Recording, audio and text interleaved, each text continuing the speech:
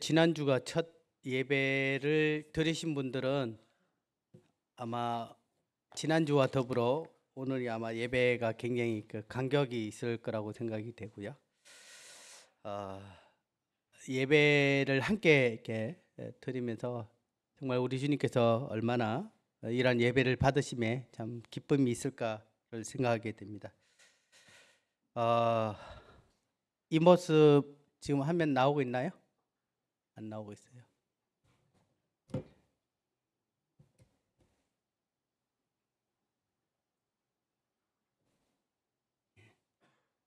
예. 2002년도 월드컵 장면입니다. 그때 저희가 4강에 이제 확정되어졌을 때 또는 골을 넣었을 때 옆에 있는 분이 누군지는 모르지만 막 부둥켜 안으면서 감격스러워서 야 하면서 이렇게 아주 그냥 전 국민이 대한민국을 외치고 환호성을 지르고 이 감동을 넘어 감격의 순간들을 보냈던 기억이 납니다. 실제 저는 이때도 물론 이제 축구를 좋아하는 입장에서는 굉장히 이렇게 흥분되어졌죠. 뭐 지금까지 뭐 50년 이상 살아왔지만 우리나라가 이렇게 월드컵에서 이렇게 뭐 8강까지도 간 적이 없었던 것 같은데 4강 갔으니까 얼마나 대단합니까? 저도 뭐 그때 아이들 데리고 같이 응원을 하고 이렇게 했는데요. 이제 그 순간보다 제게는 더 잊지 못할 이 감격의 순간이 있었습니다. 그것은 오래전에 저희가 교회를 개척했을 때 드려졌던 그 첫 예배였습니다. 10여 명의 그때는 구도자 성도들을 포함해서 10여 명 안 되는 분들이 함께 예배를 드렸지만 그 시간에 주님의 그 사랑과 그 은혜에 하염없이 눈물을 흘렸고 제 마음에는 표현할 수 없는 벅찬 감사와 감동이 넘쳤습니다. 예배 시간이 끝나고 난 다음에 제가 목이 쉬어질 정도로 목적껏 찬양을 불렀고 또 그 예배 시간이 순식간에 지나간 것 같은 이 시간이 될 정도로 전혀 지루함이나 그러한 것이 없었습니다. 참 그날을 생각하면 저도 여러 교회들을 이제 개척을 하면서 함께 작지만 예배를 드렸을 순간순간마다 정말 주님의 은혜가 넘쳤던 것을 보게 됩니다. 그때 불렀던 찬송이 기억이 나는데요. 한번 부르고 시작을 할까 이렇게 생각을 하는데 불렀으면 좋겠네요. 예. 찬송가 308장인데요. 뭐 수요일 같은 경우는 5시에 모여서 찬양을 부르고 집회를 했는데 밤 11시에 끝날 정도로 몇 분의 모임이 몇 분이 없었는데 그렇게 찬송을 부르는데 이 찬송을 그렇게 많이 불렀어요.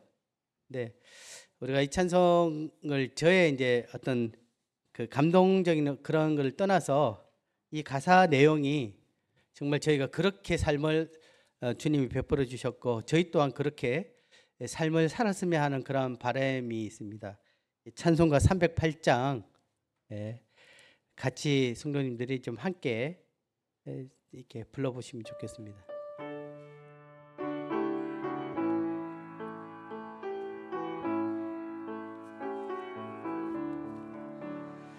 내 평생 살아온 길 뒤를 돌아보니 걸음마다 자옥마다 모두 죄뿐입니다. 우리 죄를 사신 주의 은혜 크시니 골고다의 언덕길 주님 바라봅니다. 나같이 못난 인간 주께서 살리려 하늘나라 영광 보자 모두 버리시었네. 낮고 낮은 세상에 사람 형상 입으시 하나님의 큰 사랑 어디에다 견주리. 예수님 나의 주님 사랑의 주 하나님 이제 나는 예수님만 높이면서 살겠네. 나의 남은 인생은 주와 동행하면서 주님 사랑 전하며 말씀 따라 살겠네. 20대 중반에 제가 이 찬송을 자매님들 또 성도님들이 부를 때 다 이해가 안 됐습니다. 벌써 30년이 지나니까 이제 조금 왜 이 찬송을 좋아했는가, 또 이 찬송을 왜 그렇게 수십 번을 불렀는가. 근데 이것이 우리의 삶의 이유고 또 간정인 것을 보게 됩니다.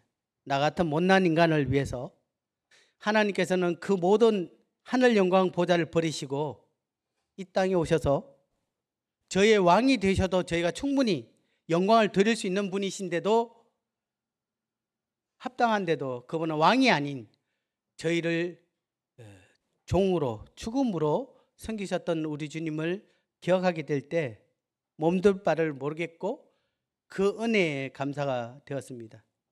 이제 나의 남은 삶을 이 주님을 높이는 일에 제 생애를 드리겠습니다. 그리고 주와 동행하며 복음을 전하며 남은 생애를 살겠습니다 라는 이 가사의 내용이 이후에 저의 삶의 방향이 되었던 것을 보게 됩니다. 그런데 지금 제가 예배 드릴 때마다 그렇지 못한 저의 모습을 또한 발견하게 됩니다. 사랑하는 성도님들은 지금 어떠한 마음으로 예배를 드리고 있습니까? 혹 아무런 기대감 없이 예배를 드리고 있지는 않습니까? 오늘 주제의 말씀은 그 익숙함을 추월하라 입니다. 제 마음속에 예배를 드릴 때마다 하나님께서 바라시고 계시는 이 예배는 저희가 하나님께서 바라시는 그 예배의 기대를 저희가 따라잡지 못하고 있지 않는가, 늘 익숙함에 머물러 있지 않는가라는 생각이 듭니다. 마치 이 4차선 도로에 수많은 차들이 달릴 때 이 천천히 달리는 차가 있잖아요. 고속도로에도 시속 60km, 50km 이렇게 달리고 있는 그 차 뒤에 그냥 따라가는 그 차처럼 그냥 익숙함에 지난주도 드려졌고 이전주도 드려졌던 그 예배처럼 그냥 익숙함에 달리고 있는 그 차처럼 이제는 그 차를 초월해서 정상속도로 달리는 이 차량같이 우리의 예배가 주님 앞에 이제는 그 익숙함을 초월해서 하나님께서 우리에게 바라시는 그 진정한 예배의 모습으로 우리가 드려지기를 바라는 마음이 있습니다. 오늘 본문의 말씀은 시편 100편 1절부터 5절 말씀인데요. 저와 교독으로 함께 읽어보시겠습니다. 1절입니다. 온 땅이여 여호와께 즐거운 찬송을 부를지어다.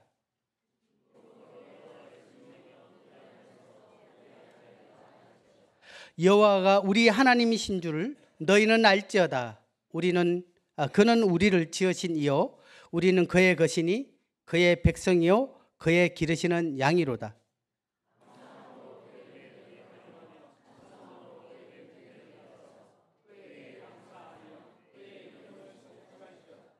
여호와는 선하시니 그의 인자하심이 영원하고 그의 성실하심이 대대에 이르리로다. 예배 그 익숙함을 추월하라. 첫 번째 같이 한번 읽어보시면 좋겠습니다. 첫 번째 시작. 밋밋함을 추월하여 기쁨이 넘치는 예배를 드려라. 그렇습니다. 기쁨이 넘치는 그 예배를 우리는 주님 앞에 드려야 되는 것입니다. 우선 2절을 보게 되면 기쁨으로 여호와를 섬기며라고 되어 있는데요. 이 섬기다는 이 뜻은 우리가 순종한다, 봉사한다라는 의미도 있습니다. 이 아바드라는 이 히브리어 성경에 보면 나와 있는데요. 근데 이 뜻은 예배한다는 표현을 함께 포함하고 있습니다.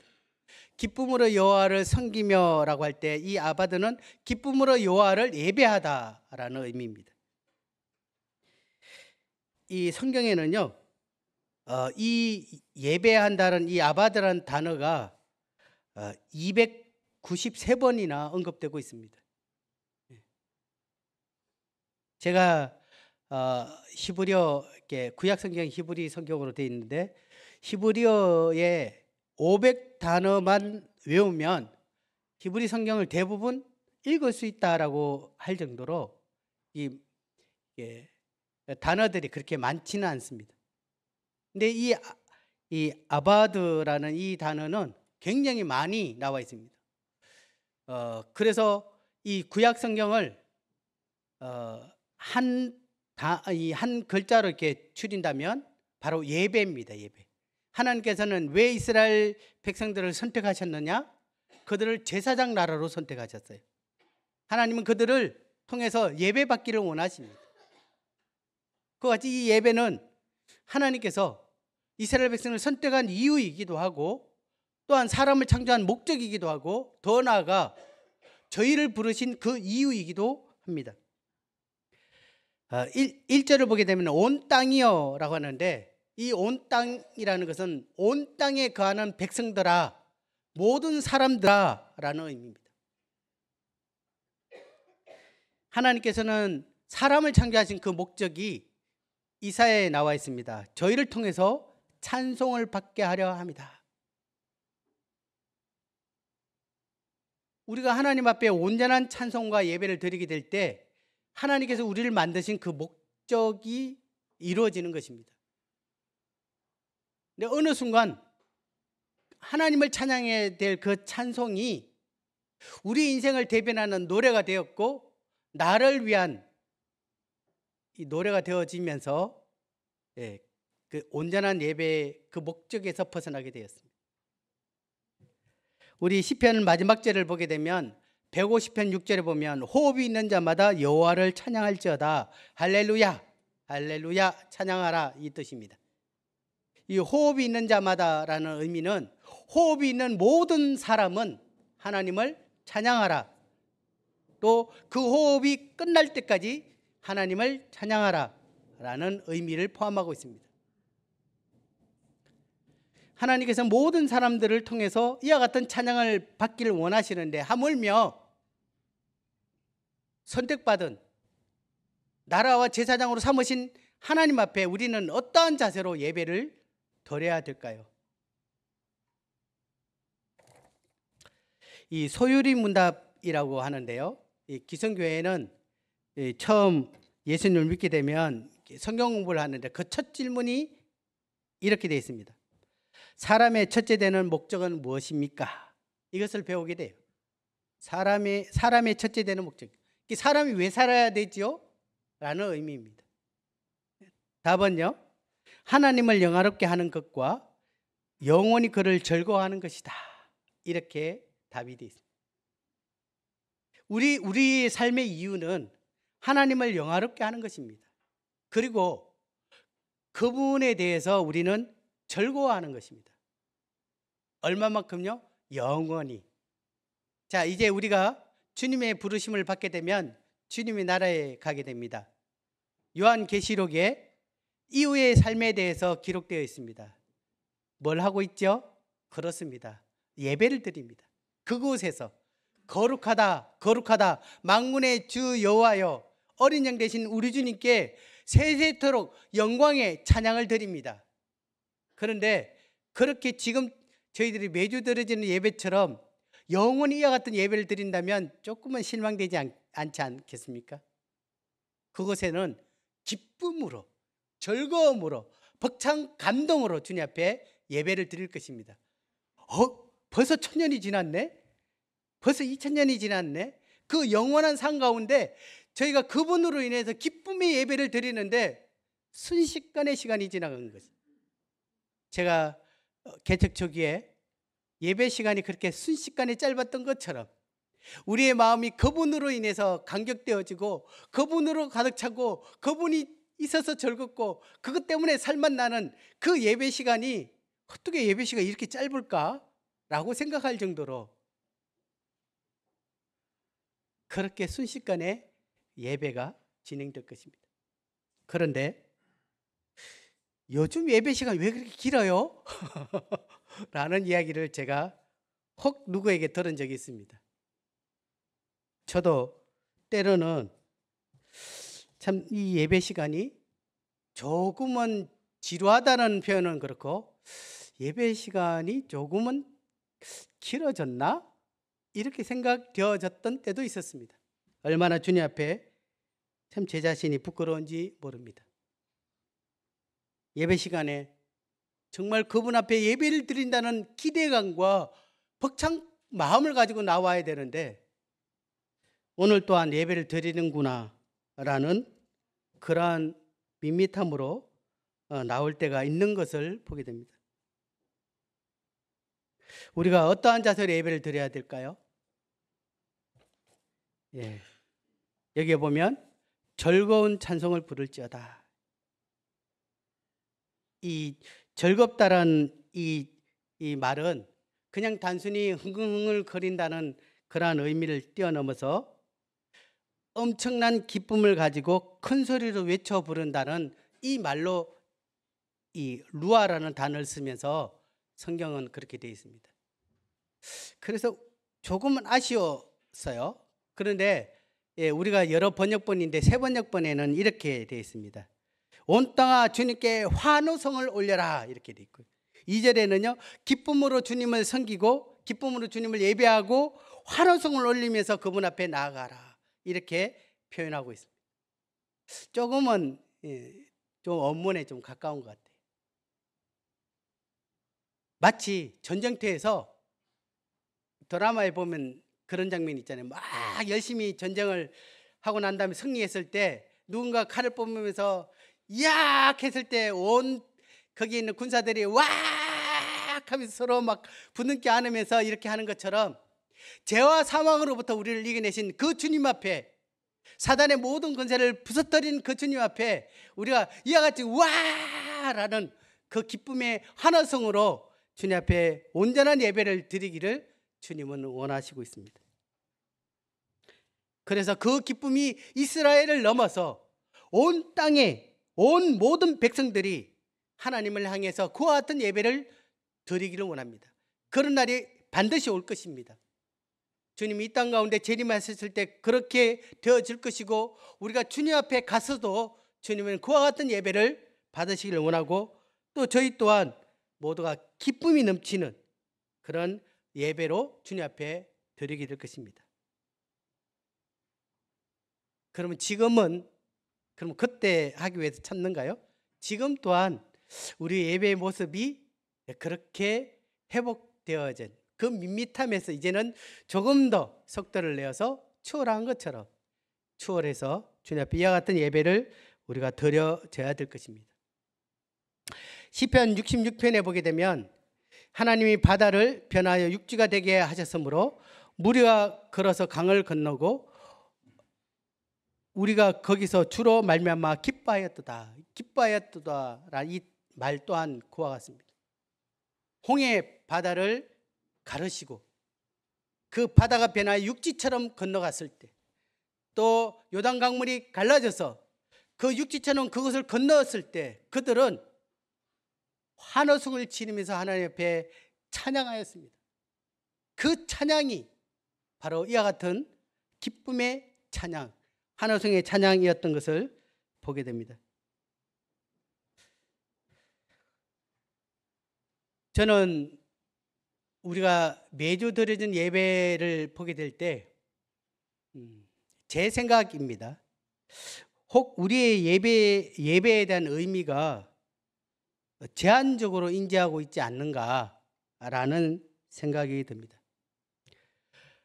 저희가 매주 드려지는 이 성만찬 예식을 통해서 기도나 찬송의 내용을 살펴보면 주님의 고난과 죽으심에 거의 초점이 맞춰져 있는 것을 보게 됩니다. 물론 주님은 이 떡과 포도주를 통해서 그분의 몸과 흘리신 보혈을 이 상징하는 이 상징을 통해서 우리가 그분을 기념해야 될 것은 맞습니다. 주님이 어떠한 고난을 받으시고 또 우리 죄를 위해 십자가에 피 흘려 죽으심으로 우리가 제사함 받았던 이 부분에 대해서 우리는 반드시 예배를 통해서 기념하고 기억해야 됩니다. 그것만이 아니라 그것 또한입니다. 윌리몬이라는 사람이 이렇게 얘기합니다. 예배는 그리스도의 구원의 사역 전체를 기념하는 것입니다. 다시 말하면 이제 저희들이 이달 24일 날 성탄절 행사를 하게 되는데요. 그분이 이 땅에 우리의 구원을 위해서 이 땅에 오셨습니다. 주님의 탄생을 기억해야 되고요.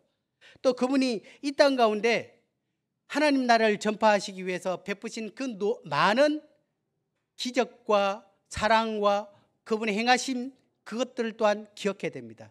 그래서 주님의 탄생, 주님이 이 땅 가운데 살아오셨던 삶, 그리고 저희가 그분의 순환과 그분의 죽음과 더 나아서 그분의 부활과 또 다시 오실 주님의 오심, 또 더 나아가서 현재적으로 우리의 삶 가운데 함께 역사하고 함께 있는 그 모든 것들을 저희는 포함하여 감사를 드려야 되는 것입니다.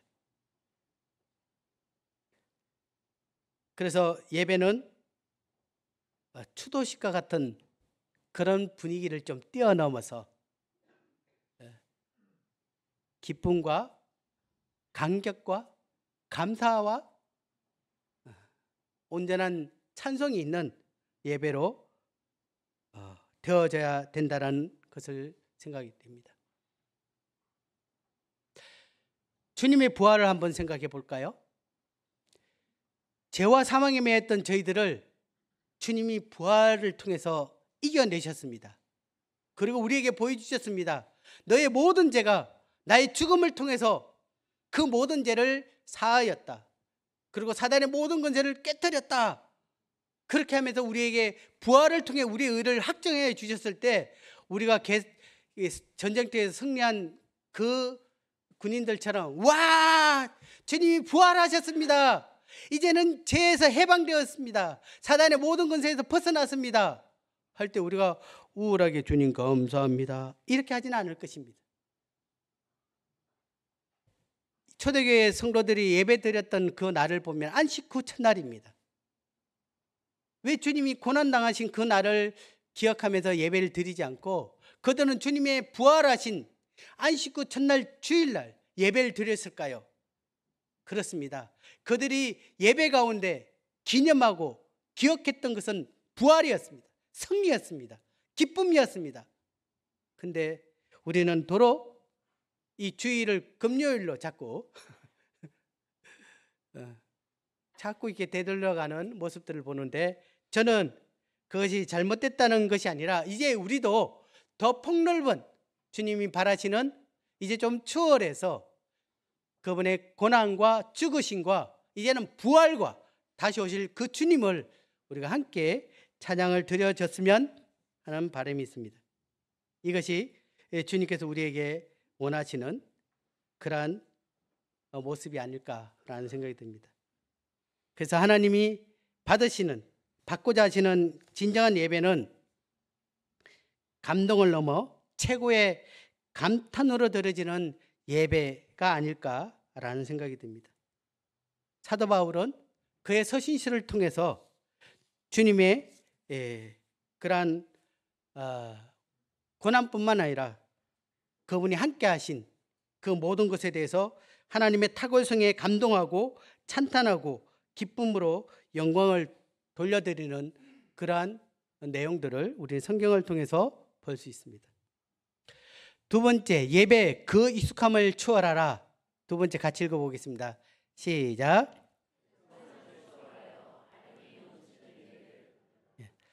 우리는 과거의 추억의 해상에만 머물러서는 안 됩니다. 3절을 보게 되면 여호와가 우리 하나님이신 줄을 너희는 알지어다라고 되어 있습니다. 알죠. 이 우리의 하나님 엘로힘, 이 자신이 겪고 있는 그 하나님이 어떤 분인다라는 것을 여기 안다라고 되어 있죠. 알지어다라는 것은 그냥 알았다라는 말이 아니라 알아라라고 하는 명령어입니다. 알아라. 정확하게 표현하면 현재형 능동형 명령어입니다. 다시 말하면 그 하나님이 나를 위해서 과거에 이런 일들을 베풀어 주셨지라고 멈춰지는 것이 아니라 그것도 기억하고 현재 내가 겪고 있는 그 하나님에 대해서 동일하게 경험하는 것입니다. 이 경험이라는, 이 알다라는, 이 알아라는 이것은 우리가 매일매일 삶 가운데 현재 우리가 그분을 눈앞에 있는 것처럼 그렇게 경험되어지는 그 하나님을 그가 체험되기를 원하고 있습니다. 여기에 말씀을 보게 되면 여호와가 우리 하나님이신 줄을 너희는 알지어다. 이 시편 기자는 이야기입니다. 하나님이 우리 하나님이다. 엘로힘이다. 이 엘로힘이라는 단어는요, 모든 만물의 주인 되신다. 그분은 전지전능하신 분이다. 그분은 무엇인지 가능하신 분이고 우리의 주인이시다. 더 나아가 우리는 그분의 지원받은 피조물이고 또 우리는 그분이 우리의 주인이시고 우리는 그분의 백성이다. 또 우리는 그분의 기르시는 양이다. 이렇게 고백하고 있습니다. 자기가 경험했던 하나님을 그렇게 이야기하는 거예요. 사랑하는 성도님들, 주님은 현재 성도님들 가운데 어떤 하나님이십니까? 오늘 겪고 있는, 어제 겪었던, 또 지금껏 겪고 있는 현재 그 하나님은 과거에 머물러 있는 것이 아니라 현재 그 하나님을 여러분들은 경험하고 계십니까? 만져보고 계십니까? 그 임재 가운데 거하고 계십니까?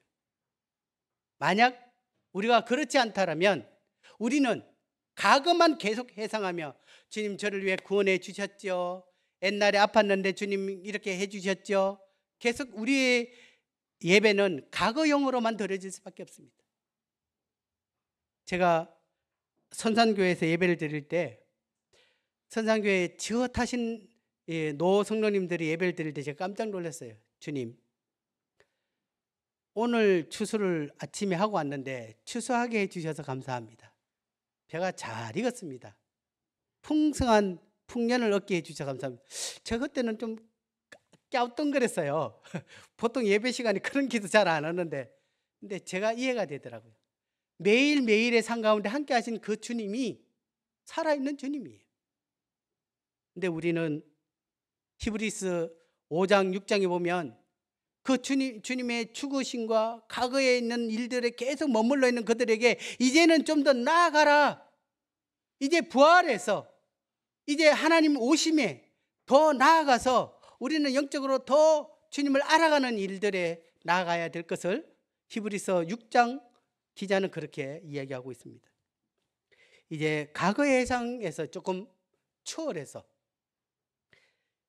현재의 우리 삶 가운데 함께 하신 그 주님을 예배할 수 있으면 좋겠습니다. 자, 시편 100편의 저자가 누구인지 안 적혀 있습니다. 시편 100편은 누가 썼지라고 작자미상이에요. 근데 저희는 조금 알 수 있죠. 누구일 것 같아요? 시편 100편의 저자가 다윗이 아닐까? 다윗이 아닐까? 그래서 많은 학자들은 다윗이라고 얘기합니다. 왜? 다윗이 자기가 경험한 하나님을 여기다 쏙 집어넣기 때문인 것입니다. 다윗은 시편 23편에 여호와는 나의 목자이시니 내게 부족함이 없다 이렇게 얘기합니다. 자신이 목동이었고 양을 쳤지만 자신의 하나님은 자신을 양처럼 보호하시고 지키시고 먹이시고 돌보시고 현재도 살아계시고 여전히 생명과 위협 가운데 자기를 보호하시는 그 하나님 앞에 여호와는 나의 목자이시니 그분 한 분만으로 나는 족합니다. 다른 어떤 것도 필요 없습니다. 사망의 엄침한 골짜기를 지나갈지라도 두려워하지 않습니다. 왜? 그분이 나의 목자이시기 때문에. 과거에 있었던 하나님만 이야기한 것이 아닙니다. 그가 왕이지만 현재에도 여전히 자신을 보호하고 있는 그 하나님을 노래하고 예배하고 있습니다. 다윗에 대해서 조금 보면요, 사무엘하 6장 15절부터 16절을 보게 되면 다윗과 온 이스라엘 족속이 절거히 한호하며 나팔을 불고 여호와의 궤를 메어 오니라. 이 예루살렘 밖에 있었던 이 하나님의 빼앗겼던 법궤를 다시 예루살렘 성으로 데리고 올 때에 일어나는 일입니다. 그때 16절 보면은 여호와의 궤가 다윗 성으로 들어올 때에 사울의 딸 미갈이 창으로 내다보다가 다윗 왕이 여호와 앞에서 뛰놀며 춤추는 것을 보고 심중에 그를 업신 여기니라. 하나님께서는 이 제사장들을 통해서 주님의 법궤를 예루살렘 성으로 다윗 성으로 데리고 옵니다. 이러할 때 그 앞에서 다윗이 그 들어오는 그 법궤를 보면서 덩실덩실 춤을 춥니다. 이 어떻게 춤을 추냐면 이 성경의 원어로 보게 되면 이 아이가 팔짝팔짝 뛰듯이 껑충껑충 뛰면서 하나님을 맞이합니다. 그럴 때 그의 아내가 보니까 껑충껑충 뛰다가 엉덩이도 좀 보였는지 아니면 배꼽도 보였는지 모르지만 창피하게 생각해가 얼마나 뛰었으면 업신여길 정도로 되어버린 거죠. 다윗성에 하나님의 법궤가 들어올 때 이스라엘 백성들이 같이 한호합니다. 근데 어떤 이들은 미갈처럼 왜 저렇게 좋아하지? 그냥 밋밋한 마음으로 바라보는 이들도 있고요. 미갈처럼 뭘 저렇게 간망하는 이들도 있을 것입니다. 근데 다윗은 그렇지 않았습니다. 다윗은 하나님 앞에 이와 같이 자신의 신분을 뛰어넘어 너무나 기뻐서 그렇게 껑충껑충 뛰는 모습들을 보면서 그래, 우리가 예배를 드릴 때 정말 주님의 은혜의 그 기쁨의 찬양, 감사의 찬양, 현재 함께 하신 그 주님을 찬양하기도 하는데 또 누구처럼 예배 시간에 왜 저렇게 기도를 길게 하지? 형제님은 지난주에 했던 예배를 똑같이 또 기도를 하네? 좀 뭔가 좀 변화가 필요하지 않나? 이렇게 생각할 수 있는 누군가처럼 예배를 판단하게 되기도 하고, 때로는 예배가 순식간에 끝났네? 왜요? 졸다 보니까 벌써 끝났네. 이렇게 또 예배 시간을 순식간에 끝내는 분들도 밋밋함으로 아무런 감동 없이 아무런 기대 없이 예배를 드리고 있지 않는가요? 마치 미갈이 창문 밖에서 그 예배에 기뻐하는 그 다윗을 보면서 참 이렇게 하는 것처럼 우리가 어느 순간에 예배에 관람객이 되어버리는 그러한 모습은 우리 가운데 있지 않는가요? 다윗은 이 하나님의 법궤에 올 때 그냥 맞이한 것은 아닙니다. 아삽과 여러 찬양대를 세우고요, 철저하게 준비를 했습니다. 그리고 그들의 입술에 찬양과 악기와 함께 연주될 때 그들의 입술에 찬양의 가사를 줬습니다. 어떻게 하냐면 거룩하신 이름을 기쁨으로 찬양하고 그 이름을 자랑해라 라고 성경에 되어 있습니다. 역대상 16장에 나와 있죠. 철저하게 주님의 맞이함에 예배를 드림에 준비되었던 모습들을 보면서 우리가 섬기는 하나님이 어떤 분이라면 우리가 그분을 안다면 우리는 아무런 준비 없이 예배의 자리에 서지 않을 것입니다. 예배의 의미를 안다면 우리는 준비된 가운데 주님 앞에 나오게 될 것을 보게 됩니다. 호세아서에 보면 호세아는 우리가 여호와를 알자, 힘써 여호와를 알자, 성경적 지식을 이야기하는 것이 아닙니다. 하나님이 어떠한 분인지를 그는 날마다 우리 주님에 대해서 알기를 원했습니다. 우리가 알 때 변화가 되는 것입니다. 알 때 진정한 예배를 드리게 됩니다. 그냥 과거의 구원에만 머물러 있는 것이 아니라 현재 우리 삶 가운데 역사하고 있고 기적을 베푸시고 함께 하신 그 주님을 알게 될 때 우리는 기쁨으로 살아있는 예배를 라이브 방송처럼 드려질 수 있을 것입니다. 데살로니가 성도들은 하나님의 말씀을 보았을 때 그들은 사람의 말로 듣지 않고 하나님의 말씀을 듣고 두렵고 떨린 가운데 그 말씀을 보았습니다. 베레아 성도들은 그 들었던 말씀을 다시 더 깊이 상고하면서 자신의 삶에 순종하려고 했습니다. 주님을 더 깊이 알기 위한 배움의 헌신들이 되어 있는 그들은 살아있는 그 하나님을 그냥 성경에서만 그냥 지식으로 아는 것이 아니라 삶을 통해서 경험하기를 원했던 이 모습들을 보게 됩니다.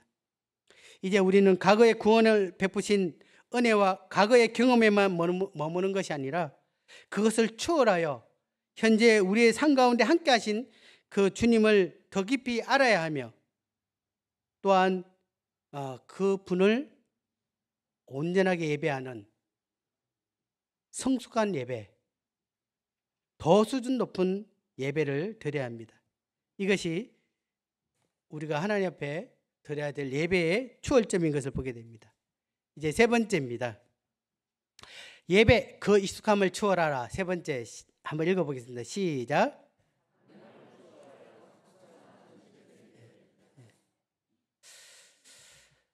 감사함으로 그의 문에 들어가며 찬송함으로 그의 궁경에 들어가서 그에게 감사하며 그의 이름을 송축할지어다. 예배는 하나님의 속성인 그분의 성품과 더불어 우리에게 베푸신 은혜에 대한 반응입니다. 그것이 바로 감사이죠. 감사하는 성도들의 삶의 특징은 그들의 삶 가운데 예배가 우선순위에 올라가 있습니다. 저 또한 예배를 빠진 적이 거의 없습니다. 왜냐하면 예배는 제 삶의 이유이기 때문입니다. 그런데 어느 순간 이 예배가 우리 삶의 우선순위에서 밀려나는 것을 보게 됩니다. 주님은 여전히 우리 가운데 그 은혜를 베풀고 있지만 도리어 우리 마음에 예배 시간에 감사함이 줄어들게 되고 도리어 감사보다는 현실에 대한 불평과 불만이 우리 속에 있는 것을 보게 됩니다. 이제 우리의 삶과 예배가 감사 가운데 회복되어져야 된다고 생각됩니다. 우리가 어떻게 구원받았습니까? 여전히 하나님은 그분의 신실하신 가운데 우리를 여전히 돌보고 계시지 않습니까? 이제 냉랭해진 우리의 이 예배 온도를 다시 높였으면 좋겠습니다. 예배가 다시 뜨거워졌으면 좋겠습니다. 이 예배가 오직 우리 주님만이 높여지는 예배였으면 좋겠습니다. 그분의 감사함으로 온전히 넘쳐지는, 그분으로 인해 기뻐지는, 그분으로 인해 즐거워지는, 그분만 바라보는 그런 예배가 되어졌으면 좋겠습니다. 이제 예배를 준비하고 예배를 기대하고 열정을 가지고 주님 앞에 나와서 우리 이와 같은 예배를 드릴 수 있기를 바랍니다. 존 메가더 목사는 그의 책을 통해서 우리는 예배를 통해 하나님, 그분 자신의 가치를 인정하고 그분의 최고의 가치를 표현하는 것이다. 그것이 입술뿐 아니라 예배적 삶을 통해 드러낸다. 하나님이 어떤 분입니까? 그분의 가치를 인정합니다. 그분의 가치를 인정하게 될 때 우리는 최고의 것을 그분 앞에 드리게 될 것입니다. 예배는 형제님들이 드린 거야. 성경에 나와 있습니까? 예배는 우리 모두가 드려지는 것입니다. 입술을 통해 기도하는 형제님들도 계시지만 그렇지 않는 우리 자매님들도 함께 이와 같은 예배로 드려져야 됩니다. 형제님들이 막 뜨거운 예배를 드리는데 자매님들이 냉랭해요. 그러면 예배 시간이 뜨겁겠습니까? 냉랭해지겠습니까? 냉랭해집니다. 우리 함께 모두가 주님 앞에 감사를 드리든 그렇지 않든 우리가 예배의 자로서의 그 삶을 가지고 그 감사한 마음으로 주님 앞에 나오게 될 때 우리의 예배 전체가 특별히 누군가 감사기도 하지 않아도 그 가운데 눈물이 있고 기쁨이 있고 감사가 있고 찬양이 있습니다. 그와 같은 예배를 이제 주님이 받으시길 원합니다. 우리는 여기에 보면 이 감사함으로 검문에 들어가며 그렇습니다. 예배는 교회 안에서만 드려지는 것은 아닙니다. 감사함으로 검문에 들어가잖아요. 예배 밖에서부터 시작되는 겁니다. 월화수목금토일 일요일 날 최고의 것을 드려지지만 월요일도 예배적 삶, 화요일도 예배적인 삶, 수요일도 감사의 삶, 목요일도 즐거운 삶, 금요일도 기쁨의 삶, 토요일에 이 모든 것들을 포함해서 주일날 아침에 그 최고의 것을 드리는 겁니다. 이것이 예배해야 됩니다.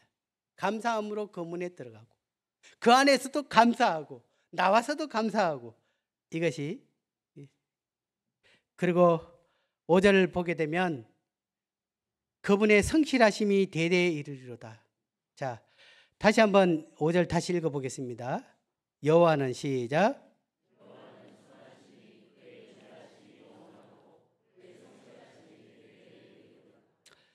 주님의 선하심과 그 인자하심이 영원하십니다. 그분은 그 인자하심을 성실로 우리 가운데 베푸십니다. 그분의 무한하신 은혜, 그 무한하신 그 자비하심이 단 한순간도 우리를 떠난 적이 없습니다. 늘 눈동자처럼 우리에게 베풀고 있습니다. 그런데 그 성실하신 그 주님 앞에 우리의 성실은 어떠합니까? 기분 좋으면, 아니 좀 뭔가 이렇게 은혜가 있으면 되고, 그렇지 않으면 뭐 예배 시간 뭐 이러지 않습니까? 에베소서 6장 24절에 사도 바울은 우리 주 예수 그리스도를 변함없이 사랑하는 성실한 성도들에 대해서 하나님의 은혜가 더욱 넘칠 것을 이야기하고 있습니다. 우리가 받고 있는 그 사랑 거저 주어진 거 아닙니다. 우리가 지금 누리고 있는 것들 거저 되어진 것은 아닙니다. 은혜라는 찬송 가사에 보면 내가 누려왔던 모든 것들이 지나왔던 모든 시간이 내가 걸어왔던 모든 순간이 당연한 것 아니라 은혜였소. 모든 것이 은혜여소라고 한 것처럼 우리에 일어난 모든 것이 은혜이고 감사의 제목입니다. 당연한 것은 아무것도 없습니다. 오직 주님의 인자하심과 한결같은 하나님의 은혜였기에 가능했습니다. 하나님께서는 이제 당연함을 추월하여 진정한 감사가 넘침으로 하나님께 예배의 자리에 나오기를 원하고 있습니다. 이제 끝으로 시편 100편 1, 2절을 다시 한번 읽어보겠습니다. 자, 온 땅이여 시작. 온 땅이여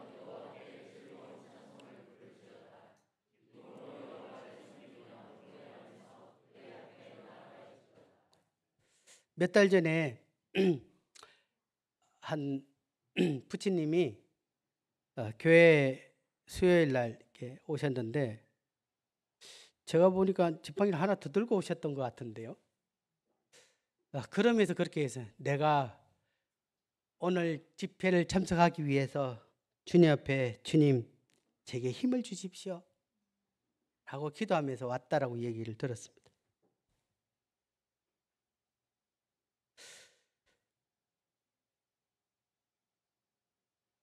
뭐 그렇게 예배 온라인도 있는데 그렇게 와서 너무나 참 제 자신이 참 부끄러웠습니다. 힘을 다해 주님 앞에 기도하면서 힘을 달라고 하면서 참석한 그 집회, 그날 그 집회가 어떠했는지 잘 모르지만 제게는 참 잊을 수 없는 집회였습니다. 만약 오늘 우리가 드려지는 이 예배가 마지막 예배라면 성도님들은 어떤 자세로 예배를 드리겠습니까? 아마 가슴이 뜨거운 예배를 드릴 것입니다. 하나님께서 주신 구원의 은혜에 대한 눈물로 감사를 드릴 것입니다. 아니 기쁨으로 드릴 것입니다. 지금껏 우리가 드려보지 않는 정말 우리의 힘을 다해서 우리는 그 예배를 주님 앞에 드릴 것입니다. 근데 이제는 우리의 마음이 처음과 다른 우리의 모습들을 보게 되면서 주님 오늘 말씀을 통해서 우리에게 다시금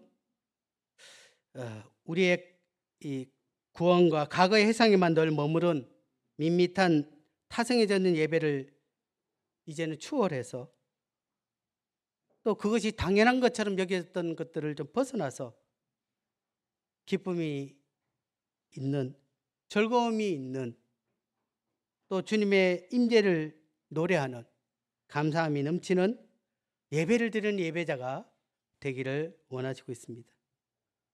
성경에 보면 금향단이 있습니다. 성막 안에는. 이 금향단의 이 향은 꺼지지 않습니다. 계속 향을 넣어서 이와 같이 우리의 삶이 주일뿐만 아니라 매일매일 삶 가운데 하나님께서 받으실 만한 향기로운 삶으로 드려지는 그러한 예배가 되기를 또한 소원합니다. 오늘 우리에게 주신 그 예배, 이제 정말 그 익숙함을 추월하여 주님이 받으시는 진정한 예배의 모습으로 우리가 변화되는 그러한 기회가 되었으면 좋겠습니다. 기도하고 마치겠습니다. 주님 감사합니다. 익숙함 또 이렇게 드리는 것이 당연하다라고 생각되어졌는데 주님은 저희들에게 더 성숙한, 더 열정이 있는, 더 뜨거운 예배를 바라고 계심을 보게 됩니다. 그렇습니다. 하나님은 우리의 최고의 분이시고 그분 앞에 최상의 것으로 예배드리는 것이 합당하온데 저희가 그렇지 못했던 것을 보게 됩니다. 이제 오늘 주셨던 말씀처럼 저희가 준비하고 기대하며 열정을 가지고 주님 앞에 이와 같은 예배를 드리는 자가 되기를 원합니다. 우리 예배를 통해서 주님께서 온전히 기쁨으로 받으시는 그러한 예배가 되기를 소원하옵고 감사를 드리며 예수님 이름으로 기도를 드립니다.